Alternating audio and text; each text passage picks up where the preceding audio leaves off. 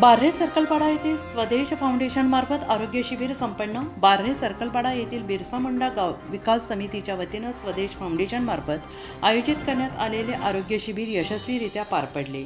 या हेल्थ कॅम्पसाठी नाशिक येथील SMBT हॉस्पिटलमधील वैद्यकीय पथक उपस्थित होते. शिबिरामध्ये एकूण 89 रुग्णांची तपासणी करण्यात आली. यामध्ये BP, शुगर, वजन, उंची, डोळ्यांची तपासणी तसेच ताप, सर्दी, हातपाय दुखणे आदी विविध आजारांवर निदान करण्यात आले. या शिबिरात 21 लाभार्थ्यांना स्वदेश फाउंडेशनमार्फत तात्काळ डोळ्यांसाठी गॉगल देण्यात आले. तसेच 35 लाभार्थ्यांना पुढील काळात पोस्टाद्वारे गॉगल उपलब्ध करून दिले जाणार आहेत. याशिवाय 5 लाभार्थ्यांना पुढील उपचार आणि ऑपरेशनसाठी पाठवण्यात येणार आहे. या प्रसंगी डॉक्टर योगा भोसले, डॉक्टर अशेली सालू, डॉक्टर सिद्धांत जगताप, फार्मासिस्ट महेश हाबळे, गणेश बिन्नोर तसेच PMC बार्हे आणि PAC अंबपाडा येथील प्रतिनिधी उपस्थित होते.